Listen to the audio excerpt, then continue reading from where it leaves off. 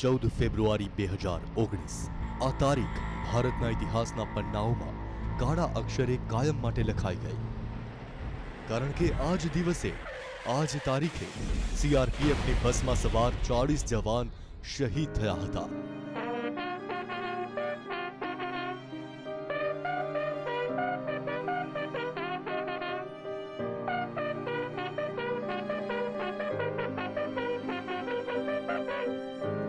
देश ने दर्द आपनारे दिवस ने एक महीनो वीत्यो, हजू 40 जवान शहीदी घा नहीं रूझाया। लोही थी लथपथ तिरंगा में लपेटाईने आवेला जवानों पार्थिव देह आजे पण आंखों सामे काळा सपना बनीने देखाई रहा छे। शहीदों परिवारजनों आंसू आजे नहीं सुखाया। जे जवानों देश माटे बलिदान आप्युं तेमना स्वजनों आंखों आजे ए रस्ता पर मीट मांडीने बेठी छे। जाबाज जवानों की शहीदी देश आज ही नहीं भूल्यो।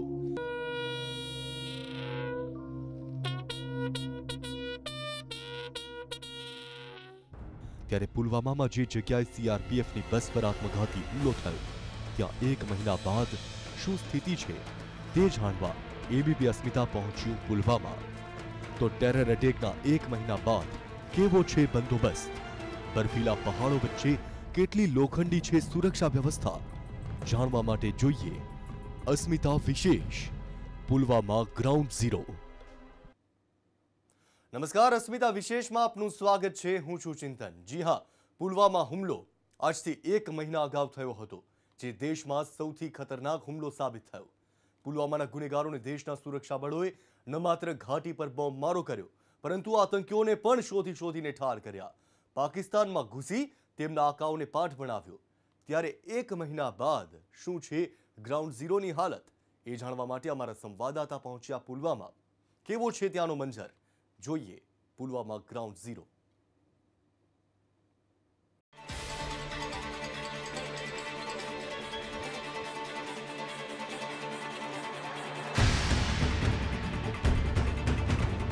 आजूबाजू बरफना पहाड़ अने वच्चे रस्तो। नजर नाखो त्या बरफथी घेरायेला रस्ता, ज्यां दिवस रात रक्षा करे छे देशना जवानो।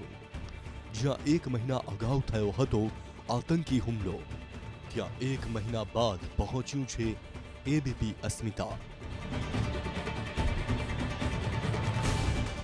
14 फरवरी को जम्मू कश्मीर के पुलवामा में सीआरपीएफ के काफिले पर एक बड़ा आतंकी हमला हुआ।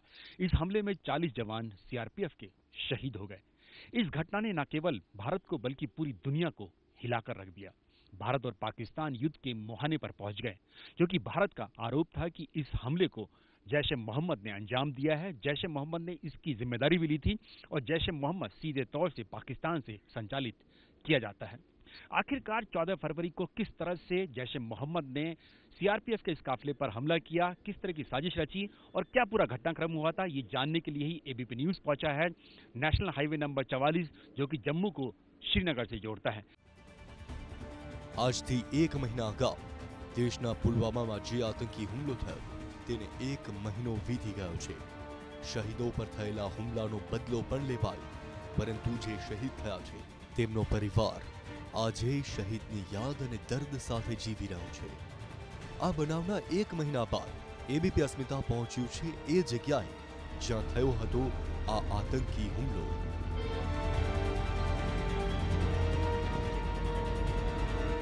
इस वक्त जहां हम खड़े हुए हैं जवाहर टनल है। यही जम्मू रीजन, जम्मू क्षेत्र है, उसको कश्मीर से जोड़ता है। कश्मीर घाटी इसके बाद से शुरू हो जाती है। अनंतनाग जिला यहाँ से शुरू हो जाता है इस जवाहर टनल के बाद। और यहाँ पर देखेंगे तो दरअसल यहाँ पर ये सर्दी के मौसम में बहुत ज़्यादा ठंड यहाँ पर पड़ती है। बर्फ अभी भी देखेंगे तो दोनों तरफ बर्फ ही बर्फ दिखाई देगी हमें यहाँ पर। तो ये रास्ता बंद हो जाता है, अमूमन कई दिनों तक बंद रहता है, यहाँ ब्लॉकेड हो जाता है यहाँ पर इस जगह पर। तो जो 14 फरवरी को जो काफिला था सीआरपीएफ का, जिसमें 3 बटालियन थी सीआरपीएफ की, वो इसी रास्ते से गुजरी थी। करीब दोपहर में 1 बजे यहाँ से गुजरी। सुबह जम्मू में सुबह 3 बजे के आसपास वो काफिला चला था, जिसमें 78 गाड़ियाँ थी, जिसमें वो बस भी शामिल थी, जिसमें ये हमला हुआ था। करीब 2500 सीआरपीएफ के जवान इस काफिले में शामिल थे और यहाँ से करीब 1 बजे जवाहर टनल पर वो काफिला पहुंचा और उसके बाद यहां से उनको आगे काजीगुंड में रुकना था और उसके बाद जाना था श्रीनगर। 14 फेब्रुआरीનો એ કાળમુખો દિવસ। जवाहर टनल क्रॉस करने के बाद अब हम पहुंच चुके हैं दक्षिण कश्मीर के इलाके में। यहाँ से अनंतनाग जिला जो शुरू हो जाता है और जम्मू का रीजन पीछे रह जाता है। यहीं से जो अभी नेशनल हाईवे नंबर 44 है, इसको पहले दरअसल NH-1A कहा जाता है, नेशनल हाईवे नंबर 1A कहा जाता था। और यहीं से जो अमरनाथ यात्रा है वो भी यहीं से गुजरती थी। जम्मू से जितने भी तीर्थयात्री थे वो आते हैं अमरनाथ यात्रा में, तो वो इसी रास्ते से यहाँ से जाते हैं। वर्ष 2018 में क्योंकि अमरनाथ यात्रा पर अमरनाथ यात्रा की बस पर एक बड़ा आतंकी हमला हुआ था, उसके बाद से ही जो कोशिश की गई कि जो हाईवे है नेशनल नंबर 44, ये जो कंजेस्टेड इलाके हैं दक्षिण कश्मीर के, यानी कि अनंतनाग, बिजबेहड़ा, अवंतीपुरा, पामपोर, वहां से ना जाए। और इसलिए जो कई सालों से जो नेशनल हाईवे का बाईपास का काम चल रहा था, एक्सप्रेसवे का काम चल रहा था, उसकी शुरुआत कर दी गई। यहाँ से जवाहर टनल के बाद से यहाँ पर अभी हम अनंतनाग डिस्ट्रिक्ट में प्रवेश कर चुके हैं और यहाँ से 87 किलोमीटर है श्रीनगर, जहां पर 14 फरवरी को जो सीआरपीएफ का काफिला था जिस पर आतंकी हमला हुआ था, उसको पहुंचना था। देशમાં સૌથી મોટો આત્મઘાતી હુમલો। अभी हम लोग दक्षिण कश्मीर में दाखिल हो चुके हैं। जो काफिला था सीआरपीएफ का 78 गाड़ियों का, जिसमें वो बस भी शामिल थी जिस पर आतंकी हमला हुआ था, वो भी इसी रास्ते से आ रहे थे। जो जवान थे वो ऐसे ही मौज मस्ती करते हुए आ रहे थे, क्योंकि नज़ारा जो है यहाँ का दक्षिण कश्मीर का, जब हम लोग दाखिल होते हैं तो इस तरह का नज़ारा होता है। चारों तरफ बर्फ ही बर्फ यहाँ पर दिखाई देती है और इसीलिए कश्मीर को जन्नत भी कहते हैं। लेकिन जो काफिला था उसमें सिक्योरिटी भी बहुत थी, सुरक्षा भी बहुत थी। जब जम्मू से चला था तो उसके आगे पीछे भी गाड़ियाँ थी जो एस्कॉर्ट कर रही थी, और साथ ही हर बस में भी कम से कम 2 से 3 जो सिक्योरिटी गार्ड थे जो सीआरपीएफ के ही थे, जो जिनके पास हथियार थे, किसी भी हमले से निपटने के लिए तैयार थे कि अगर आतंकी कोई हमला करता है तो उसको किस तरह से जवाब देना है। लेकिन उन्हें ये इस बात का एहसास नहीं था कि पुलवामा में, लेथपुरा में आखिरकार क्या होने वाला है उनके साथ। क्या भारत का सबसे बड़ा सुसाइड बॉम्ब अटैक यहाँ पुलवामा में सीआरपीएफ काफिले पर होने वाला था। सीआरपीएफના કાફલા માટે હતી લોખંડી સુરક્ષા। जय हिंद सर। जय हिंद। कितने जवान हैं? सर कुल जवानों की संख्या 2500 है। 78 बसें हैं। हम लोग शाम होने से पहले श्रीनगर पहुंच जाएंगे। सीआरपीएफની 3 બટાલિયન એક સાથે જમ્મુથી શ્રીનગર જઈ રહી હતી। સવારે અંદાજે 3:30 વાગ્યે सीआरपीएफનો કાફલો શ્રીનગર નીકળ્યો। આ કાફલામાં હતી 78 गाड़ियों અને 2500 जवान। करीब 1:30 बजे के आसपास सीआरपीएफ का काफिला काजीगुंड में पहुंच जाता है। काजीगुंड में सीआरपीएफ का एक बड़ा कैंप है। यहाँ पर जितनी भी कॉन्वॉय यानी काफिला आता है जम्मू से या श्रीनगर की तरफ से आता है, वो यहाँ होल्ड करता है, रुकता है थोड़ी देर के लिए, और सुरक्षा जो है उसकी और बढ़ा दी जाती है, क्योंकि यहाँ से जो आगे का रास्ता है वो संवेदनशील है पूरा कश्मीर घाटी का। इसीलिए जब 14 फरवरी को काफिला यहाँ पहुंचा तो करीब करीब 10 से 12 गाड़ियाँ जो थी सीआरपीएफ की वो यहाँ रुक गई, और उनकी जगह पर जो 14 बख्तरबंद गाड़ियाँ, करीब बताया जा रहा है कि 1 दर्जन से ज्यादा गाड़ियां थी, उनको मोबाइल बख्तरबंद गाड़ियां थी, जो इस सुरक्षा में, इस काफिले में शामिल हो गई, ताकि अगर कोई भी किसी भी तरह की कोई आतंकी घटना होती या हमला होता है तो उससे निपटा जा सके। धरतीना स्वर्गने लागी आतंकियों की नजर। सीआरपीएफ का काफिला अब कश्मीर घाटी में दाखिल हो चुका है। सामने लिखा हुआ भी है गेटवे टू कश्मीर, और साथ साथ लिखा है कि welcome to paradise on earth, यानी कि आपका जन्नत में स्वागत है। कश्मीर को उसकी खूबसूरती के लिए ही, उसके नज़ारों के लिए ही स्वर्ग भी कहा जाता है। लेकिन इस स्वर्ग को किसी की नज़र लग गई। आतंकवाद ने जब से सर उठाया है तब से यहाँ पर जो दुनिया भर से जो सैलानी आते थे उनकी तादाद भी बेहद कम हुई है। जो टूरिज्म है, पर्यटन है, उस पर भी काफ़ी बड़ा असर हुआ, और जिस तरह की पुलवामा जैसी घटनाएं होती हैं उससे तो और भी ज़्यादा डर लोगों में बैठ जाता है। અહીંયા જ થયો હતો સૌથી મોટો આતંકી હુમલો। सीआरपीएफ का काफिला 14 फरवरी को करीब 3:30 बजे, ठीक मेरे पीछे जहां मेरे कैमरामैन खड़े हुए हैं उसके पीछे से, इधर से जम्मू से आता है, काजीगुंड होता हुआ आता है, और यहाँ पर जब जैसे ही पहुंचता है तो एक गाड़ी जो बाद में पता चला है कि इको गाड़ी थी, वो बीच में इस काफिले में घुस जाती है। और इस काफिले में घुसने के बाद जो 5वें नंबर की जो गाड़ी थी, यानी कि 3रे नंबर की बस थी, वो आगे 2 गाड़ियां और चल रही थी, बख्तरबंद गाड़ी चल रही थी। 5वें नंबर की गाड़ी में आके वो साइड से टक्कर मार देता है जो गाड़ी में इको गाड़ी थी, लाल रंग की इको गाड़ी थी, जिसमें बताया गया कि एक्सप्लोजिव भरा हुआ था। और जब बाद में पता चला कि जो सुसाइड बॉम्बर था वो 1 से 1.5 मिनट तक इस काफिले के बीच में रहा, 78 गाड़ियों के बीच में रहा। उसको बस में सवार जो सिक्योरिटी ऑफिसर्स थे उन्होंने हटाने की कोशिश भी की, लेकिन वो हटा नहीं। और ठीक इसी जगह पर जहाँ पर ये ग्राउंड जीरो है, इस जगह पर यहाँ पे आके उसने टक्कर मारी, जिससे जो बस थी वो उसमें जोरदार धमाका हुआ। जो कार थी वो भी इस बम धमाके में पूरी तरह से खाक हो गई। और ये जो बस थी इसमें 40 जवान सवार थे, वो शहीद हो गए। ये ठीक इसी जगह पर करीब 1-1.5 हफ्ते तक जो सीआरपीएफ है, जम्मू कश्मीर पुलिस है, एनआईए की टीम है, उसने इस जो मौका स्थल था, जो क्राइम सीन था, उसकी इन्वेस्टिगेशन की, पूरी जांच पड़ताल की। और उसके बाद ही पाया गया, चश्मदीदों के जो बयान लिए गए उसमें पाया गया कि दरअसल जो सुसाइड बॉम्बर था वो एक लाल रंग की इको गाड़ी में सवार था और कहीं पीछे से करीब 100-150 मीटर की दूरी पर उसने इस काफिले में दाखिल हुआ। और दाखिल होने के बाद उसने आईडी से बम धमाका किया, बिल्कुल अपनी कार को उस बस में लाकर उसने रैम किया, यानी कि उसने मारा और जिसमें बम विस्फोट हुआ। દેશની સુરક્ષા માટે પોતાનું બલિદાન આપી જવાનોએ શહીદી વહોરી લીધી અને હુમલાને 1 મહિનો પણ પૂરો થઈ ગયો છે, પરંતુ તેનું દર્દ આજે પણ દિલમાં કાયમ છે। આતંકીઓએ દેશને આપેલા આઘા ક્યારેય રૂઝાય તેવા નથી। ત્યારે હુમલા બાદ કેવી હતી પુલવામાની સ્થિતિ, સુરક્ષા દળોએ લીધા હતા કેવા પગલાં, જોઈએ હુમલાના 1 મહિના બાદ પુલવામા ગ્રાઉન્ડ ઝીરો। ऐसा धमाका करो कि उसकी गूंज दूर तक सुनाई दे। जिहाद का वक्त आ गया है आदिल। तुम्हें हिंदुस्तान में घुसकर उसकी गर्दन पे वार करना है। ऐसी तबाही मचा दो कि वो लोग दंग रह जाए। सीआरपीएफના કાફલા પર આતંકી હુમલાનો હતો માસ્ટર પ્લાન। जिस अफजल ब्रिगेड के तुम मेंबर हो, उनका काम करने का वक्त आ गया। अब तुम हमारा बदला ले सकते हो। દેશને હચમચાવી દેવા રચાયું હતું ષડયંત્ર। आज यानी 14 फरवरी को सीआरपीएफ की टुकड़ियां भारी पैमाने पर रवाना होने वाली है। तुम्हारी तैयारी मुकम्मल है? जी जनाब,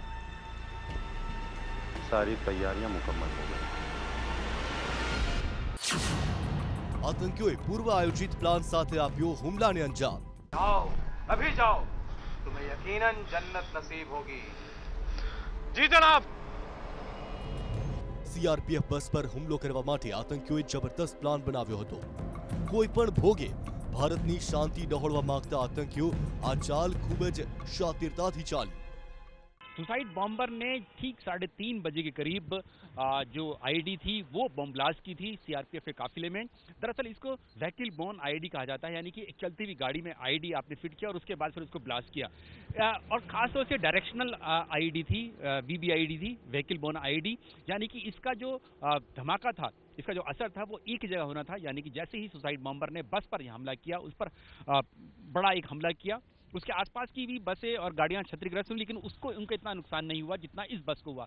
और आसपास के जो घर थे, जो शीशे के थे, दरवाजे थे, वो सब भी टूट गए। यहाँ पर इतना जोरदार धमाका उस वक्त यहाँ पर हुआ। जो चश्मदीद थे, प्रत्यक्षदर्शी थे, उन लोगों का कहना था कि इतना बड़ा धमाका हुआ कि ऐसा लगा कि आसमान से कोई विमान गिर गया हो। જે રીતે આતંકીઓએ ઘાતકી હુમલો કર્યો એ પછીની તસવીરો ભલભલાના કાળજા કંપાવી નાખે તેવી હતી। ઘટના સ્થળે હતો માત્ર સન્નાટો, ચિત્રે હાલ પડેલા દેશના વીર જવાનોના પાર્થિવ દેહ અને આતંકના વિસ્ફોટની ખતરનાક ગૂંજ। આતંકી હુમલાથી ઘાટીના સ્થાનિકોમાં ખોફનો માહોલ।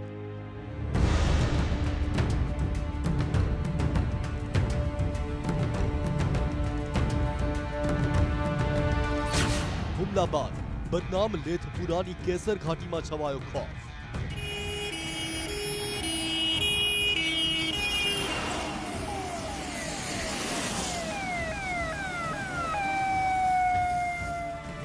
ભારતમાં આતંકનો ખૌફ ફેલાવવા માંગતા આતંકીઓએ આ માટે આત્મઘાતી હુમલો કર્યો, જેમાં 1-2 નહીં પણ 40 જવાનો શિકાર બન્યા। પુલવામાના હુમલાની જવાબદારી તરત જ જૈશે મોહમ્મદે સ્વીકારી, તો બીજી તરફ જે જગ્યાએ હુમલો થયો હતો ત્યાંના સ્થાનિકોને જ્યારે પૂછવામાં આવ્યું તો જાણવા મળ્યું કે આકાશમાંથી વીજળી પડી હોય, વિસ્ફોટ એટલો ખતરનાક હતો।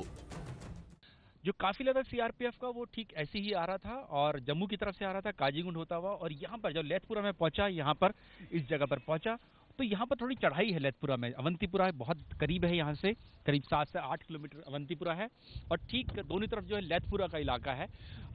ये दरअसल केसर वैली के नाम से जाना जाता है ये एरिया। यहाँ पर केसर की खेती बहुत होती है।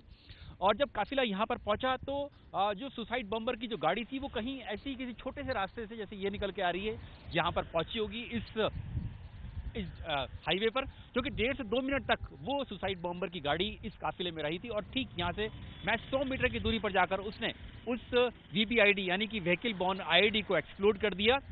ये भारत में शायद पहली ऐसी घटना थी, व्हीकल बोर्न IED यानी कि चलती हुई गाड़ी में IED एक्सप्लोड करना किया। जैसा कि अभी तक सिर्फ इराक और सीरिया जैसी देशों में इस तरह की घटनाएं सामने आती थी, ISIS करता था। इस तरह के इस हमले को अंजाम दिया गया व्हीकल बोर्न IED। और खास बात यह कि ये डायरेक्शनल IED थी, यानी कि इसका एक डायरेक्शन था, चारों तरफ नहीं जाना था इसका इम्पैक्ट इस IED का, इस बम धमाके का। सिर्फ और सिर्फ जहां पर टक्कर मारी बस में उस पर ही पूरा बम धमाके का असर जाना था। और यही वजह थी कि इस काफिले में 78 गाड़ियां थी, 5वें नंबर की ये बस थी, 5वें नंबर की गाड़ी थी, 3रे नंबर की बस थी काफिले में। इसके पूरे परखच्चे उड़ गए, इस बस के पूरी तरह से क्षतिग्रस्त हो गई। बाकी और जो गाड़ियां थी उनको मामूली क्षतिग्रस्त हुई, उनको ज्यादा उन पर असर नहीं पड़ा। 40 जो जवान थे, जो सवार थे इस बस में, 39 जवान और एक बाहर जो आरोपी के लिए खड़ा हुआ जवान था वो शहीद हो गया। सुसाइड बॉम्बर की गाड़ी भी पूरी तरह से चकनाचूर हो गई और सुसाइड बॉम्बर भी इस हमले में मारा गया। આતંકી હુમલા બાદ જમ્મુ કાશ્મીર પોલીસ અને NIAની ટીમે આખા બનાવની તપાસ પોતાના હાથમાં લઈ લીધી। 10 દિવસ સુધી ઘટના સ્થળે કોઈને ફરકવા પણ ન દેવાયા। ફોરેન્સિક એક્સપર્ટની તપાસ દરમિયાન એ પણ જાણવા મળ્યું કે હુમલામાં કેટલો અને કયા બારૂદનો ઉપયોગ થયો હતો। આતંકી હુમલા બાદ કેવી હતી પુલવામાની સ્થિતિ? હુમલા બાદ સુરક્ષા દળોએ કેવા પગલા લીધા હતા?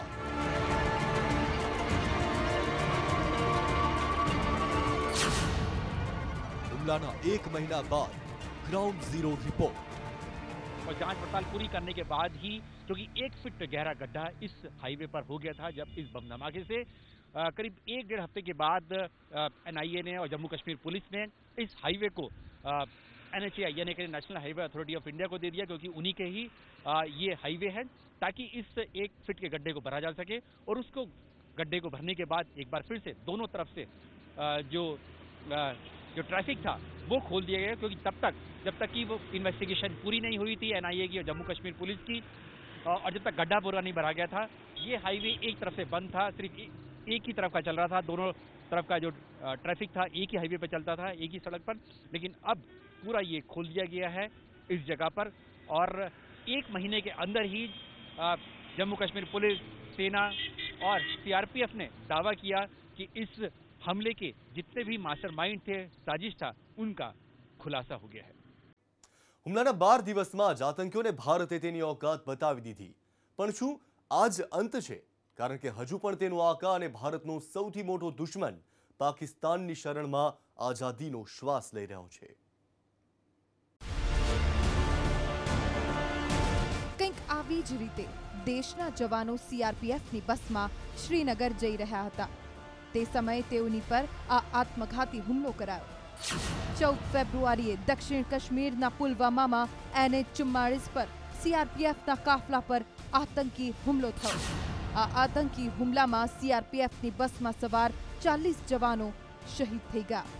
આ હુમલો સવારે અંદાજિત 3:30 વાગે કરાયો હતો, જ્યારે જવાનો તેમની 3 બટાલિયન સાથે જમ્મુથી આગળ વધી રહ્યા હતા શ્રીનગર તરફ, અને પૂરો દેશ ઊંઘી રહ્યો હતો।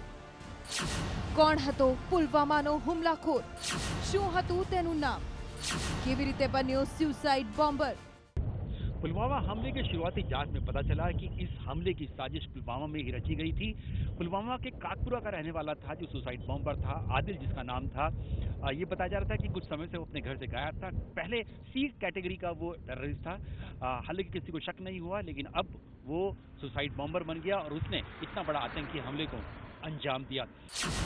એવું પણ જાણવા મળ્યું છે કે આદિલને ટ્રેનિંગ આપનાર આતંકી રશીદ આઈઈડી એક્સપર્ટ હતો, જે કાશ્મીર આવતા પહેલા અફઘાનિસ્તાનમાં કામ કરતો હતો।